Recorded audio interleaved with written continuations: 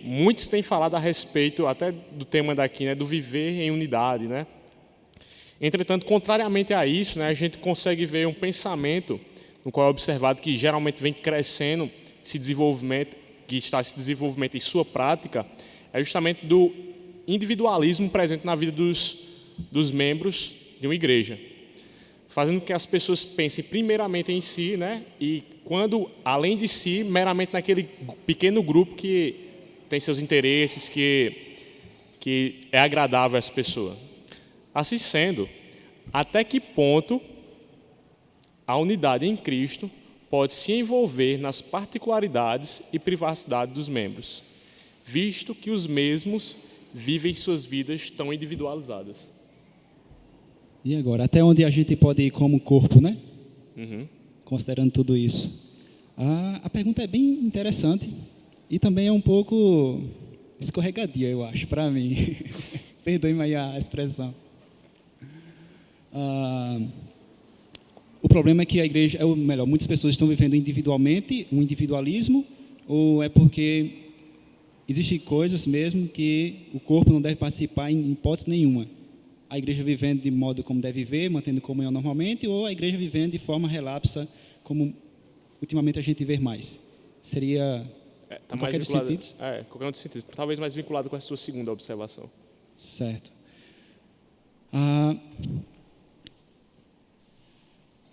Eu não tenho uma resposta, assim, para essa pergunta. Não tenho. O que eu posso dizer é, cada membro pode ir até onde a Bíblia permite ir, né? Conselho, e conselho é para todos os temas da vida do indivíduo. Agora, a decisão, a igreja, por exemplo, um membro, eu posso pensar como membro, sem pensar como somente o corpo de oficial. Vou colocar o problema. Na verdade, surge aqui uma infinidade de ideias chocantes, né? E aí fica difícil organizar o pensamento. Mas, pensando no individualismo, eu mando na minha vida, eu faço o que eu quiser da minha vida, ninguém tem nada a ver comigo. Tem muita essa ideia, né? Até mesmo, infelizmente, dentro de igrejas evangélicas. Você pode falar de qualquer coisa, menos da vida do indivíduo, porque já é intromissão, né? Já se entende como intromissão na vida particular. Eu acho que, para responder melhor essa questão de não entrar no particular, o pastor e o presbítero vão dar melhores respostas. Eu não vou entrar nesse mérito agora. Mas a gente pode falar sobre qualquer tema e orientar uns aos outros. Não é assim que a palavra de Deus nos diz, né? Aconselhando-vos mutuamente, uns aos outros. Aconselhar é o quê? É dizer, meu irmão, isso aqui não é na sua vida, mas não seria melhor que fosse dessa maneira? Isso não é aconselho? A Bíblia não diz, só aconselhe se for no tema do estudo. Não diz. É para nós nos aconselharmos uns aos outros na nossa vida cristã. Então, qualquer que seja o tema. Isso com o intuito sempre de fazer com que a gente cresça junto. Né? Exatamente. Qualquer que seja o problema na vida do cristão, outro cristão pode chegar e falar sobre isso. É isso que eu falo até esse momento. Enfim, deixarei para o pastor e o presbítero dar uma resposta mais ampla, mais adequada. Mas, no meu ponto de vista, na minha análise bem ligeira e bem pequena, é isso. O cristão pode falar sobre qualquer tema da vida do outro cristão, com as cautelas que a palavra do nosso Deus já nos ensina, né?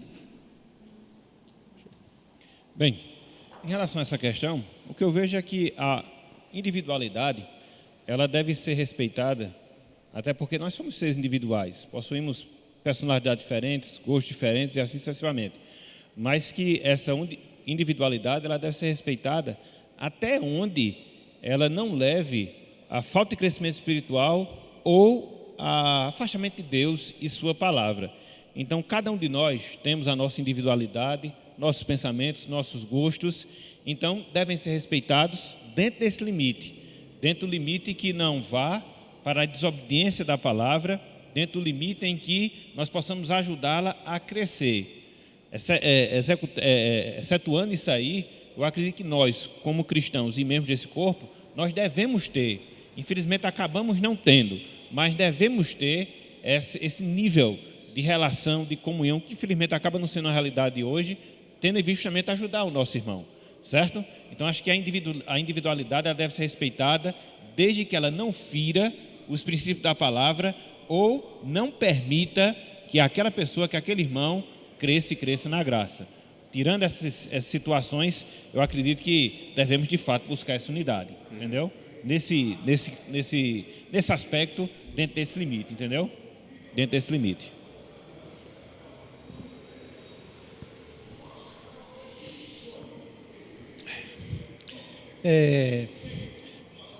Na verdade, eu vou só ampliar aqui, talvez,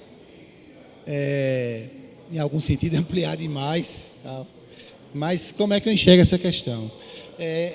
Primeiro que é exatamente, em certa medida, a resposta da pergunta anterior. Porque, por nossa deficiência na visão de igreja, por nossa deficiência, muitas vezes, na visão do papel dos oficiais, dos líderes que Deus estabeleceu para a sua igreja. Eu vou ter um desconto, vou? Vai. Então, por a gente não compreender adequadamente isso, o que acontece?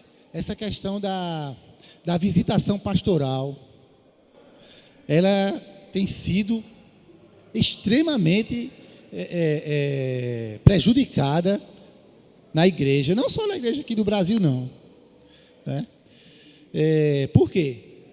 Porque quando se pensa em visita pastoral, ou é aquela visita social, meramente social, ou então, se não for isso, meu amigo, a pessoa vai morrer de medo. Souber que o pastor, o oficial vai na casa fazer uma visita. Né? Então, o que acontece? A gente perdeu isso. Porque quando a gente entende qual é o papel de um presbítero, né, de um diácono, e considerando que o ministro da palavra é também um presbítero, então, quando você vai para as Escrituras, você pega um versículo como esse, que eu já li e vou ler de novo aqui, Atos 20, 28.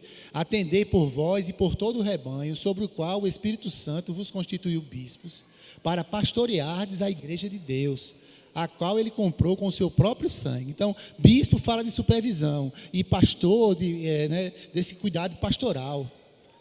Então, é uma coisa que a Bíblia já determinou, Deus já determinou que fosse assim. Agora, por causa da maneira como a gente vive hoje em dia, no sistema que a gente tem vivido, na prática, isso tem sido extremamente dificultado. Então, gera esse tipo de problema. Então, num nível de oficialato, né, os presbíteros são responsáveis, sim, por cuidar do bem-estar espiritual das ovelhas e serem diligentes nisso.